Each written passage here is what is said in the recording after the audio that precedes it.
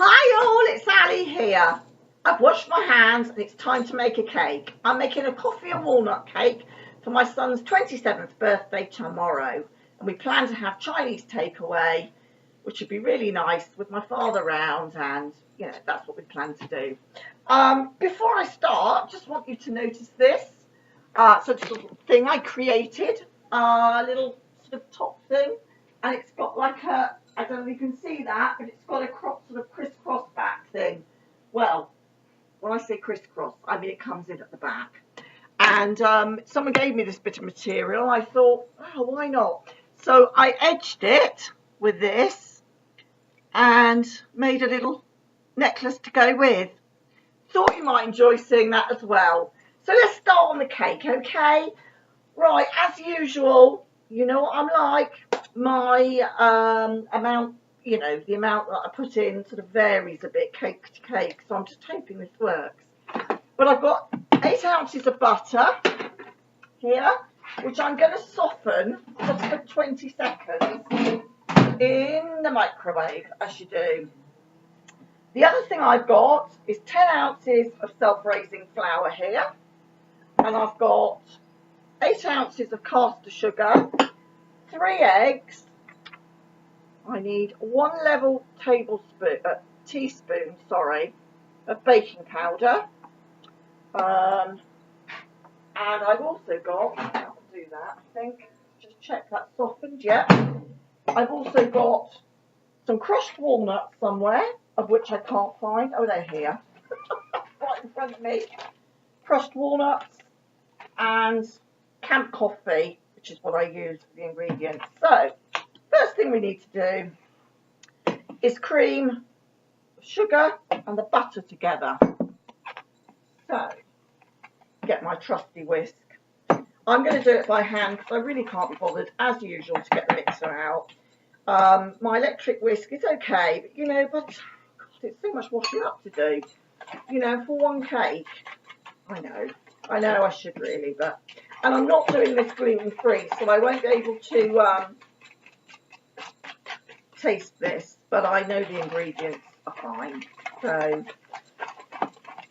usually I would use gluten-free flour, but you know what? Gluten-free flour doesn't seem to last as a cake as long as normal flour. And because my son is no doubt going to share this with people for the next few days, I want it to last as long as possible. And I just think normal flour will probably last longer. I feel that, having been gluten-free, I've noticed that cakes, if you leave them, aren't as good gluten-free, left for the same amount of time as normal flour. Weird that, don't know why. Right, we need to break our eggs. And then,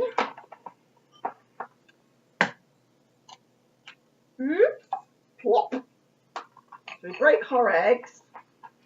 Need to, right, that's nicely creamed together. Make sure you do a good creaming job because, if it's not mixed well. Right, now I need to whisk my eggs. 3 eggs go into a bowl. Beat those first. Then I want to open the camp coffee. Now, is this open? No, of course it's not. That would be too easy, wouldn't it? So I've now got to fight with a silly lid thing. Aha! Teeth are always the answer, aren't they, in the kitchen? Right. Okay, let's do this. Woo! Okay. So I'm going to put in, again, I'm judging by eye. I'm mixing this with the eggs, and I'm just putting it in until you get, I suppose, a dark brown colour. I mean, you can put as much or as little as you want in here. Hi, Syme. Hi, darling. Hi, everybody. And so yeah, I've just put I don't know how much I put in. A couple of tablespoons maybe. Add all that mixture. Just whack it in there. And what you're going to do then is you've got to beat this all together. Some people add the eggs bit by bit, and I guess that's the professional way of doing it. But hey ho, you're in Ali's kitchen now. Anything goes. Now, this is what needs the good beating.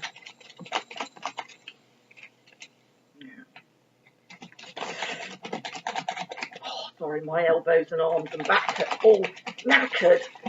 So really I should use the electric whisk, shouldn't I? I've even got a hand whisk somewhere. I don't know where. And that was out of an old hand whisk. And for some reason it's easier for me just to grab that. Oh. I've put my oven on and it's preheated to 180. Okay, so next,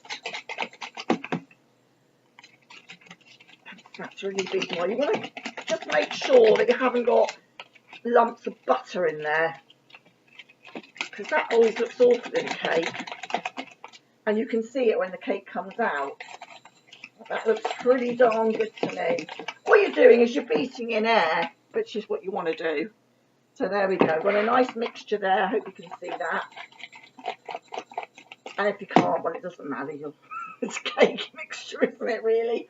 Okay, next thing is to add the flour. Now, I've done 10 ounces of flour, and I'm not going to fold it in. I am going to mix it in, but I'm going to be a bit careful mixing it fairly slowly, because you don't want to, all that air you've just beaten out. Normally you could fold this with a spoon, fold it in properly, but I'm just mixing it round gently, because you don't want to let the air out, do you? That you just put in. So I'm mixing this. If you find that the mixture is a bit thick, or you think, I don't know, you can always add a little bit of milk. That won't matter. I mean, this is thicker than my normal. I think because it's a different flour again, I could probably have used 8 ounces of flour instead of 10. But hey ho, I have used 10. What are you growling at? He always goes to the corner under the fridge. This is Rolo. And I don't know what's under there. It could be a dead mouse or anything, but he then growls. I'm making a video, young man. Don't need your help with this one. Right, so I've got a nice consistency, a nice coffee cake mixture here. And then, because he wants, well, he doesn't know, but I know he likes walnuts. So what I did, I whacked the packet, cut the packet open, hold it shut, and then whack it with a rolling pin. And then I'm just going to sprinkle some walnuts in this, because I think it's nice to have some in as well. It just gives it that real walnutty taste. So I'm just going to mix those in too. Of course, it'll have walnuts on top. It's nice to have a few inside. You know, I might put a few more in. Feeling generous today. I think we'll just finish that packet with walnuts in there. So it's really walnutty. And I'm going to make a butter icing. I'm going to do a separate video. I'll probably do a part 2 to this. Right. That is now mixed in beautifully. And now I need this. Right. And next, oh, my hands are covered. I'm one of these people that seem to bathe in my cooking. You know, there are some people that are just so neat and everything, but everything I do, I tend to sort of bathe in it, you know. And I suppose it's a bit like having a bath. It's the same when I do my crafts. I get them everywhere. I can't just seem to be one of these tidy people. Right, mixture goes into this 8-inch pan. Oh, it is a bit thick, this. I hope it's going to be all right. Sure it will be. But we pop our mixture into here. It's a big one. And I think this is going to cook for about 45 to 50 minutes. As I said before, 180. You've seen me make cakes before, and every one of them is pretty much the same. Once you get a sponge recipe you like, you have to sort of stick at the same recipe, or I do. Okay. Now we say a prayer and we hope that it comes out well.